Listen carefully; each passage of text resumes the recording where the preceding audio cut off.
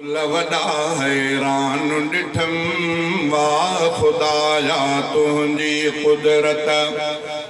अकुल वदा हैरान डिठम जिए घुरे तो ती करे तो नाहि कुछण जो कह में दम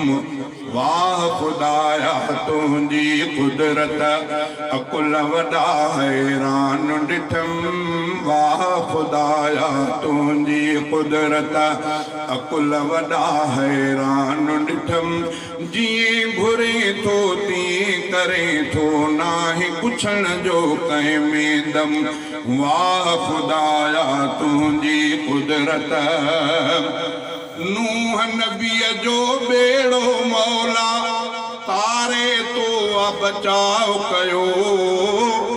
नूह नबी जो बेड़ो मौला तारे तो बचाव कयो तोई वरिया नूह नबी जे साम्हूं पुट खे तबाह कयो तोई वरिया नूह नबी जे साम्हूं पुट खे तबाह कयो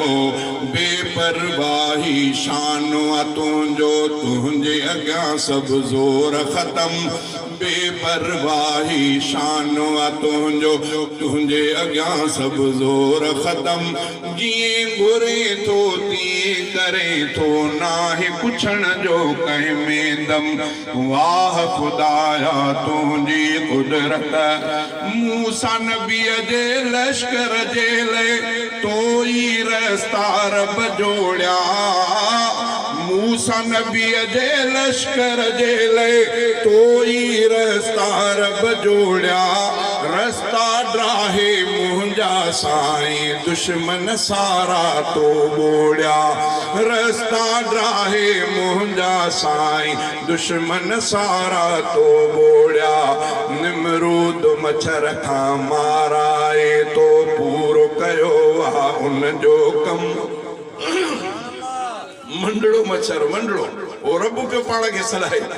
अल्लाह साईं मूंखे इजाज़त ॾे तेने सां अमल कयां अल्लाह बि इजाज़त ॾिनसि नक में हलियो वियो किताबनि में ईंदो आहे नक में वञी करे दिमाग़ में चक हणी वेही रहियो चक हणी वेही रहियो हाणे दिमाग़ वारे जो हुजे को साईं डॉक्टर नज़ीर साहब ऑपरेशन करे न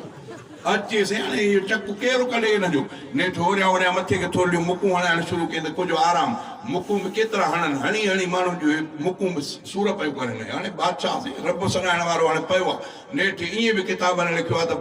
माण्हू मुक़ररु आहे जेके हिनखे पातर मथे खणंदा तॾहिं आराम कंदो जेसि ताईं कुट कुटा मथे खे तेसि ताईं ईअं करे अलाह ताला ज़लील करे मारियोसीं चई मूसा नबीअ जे लश्कर जे लाइ तोई रस्ता रब जोड़िया रस्ता ड्राहे मुंहिंजा साईं दुश्मन सारा तो बोड़िया रस्ता ड्राहे मुंहिंजा साईं दुश्मन सारा तो बोड़िया निमरूद मच्छर खां माराए तो पूरो कयो आ उन जो कम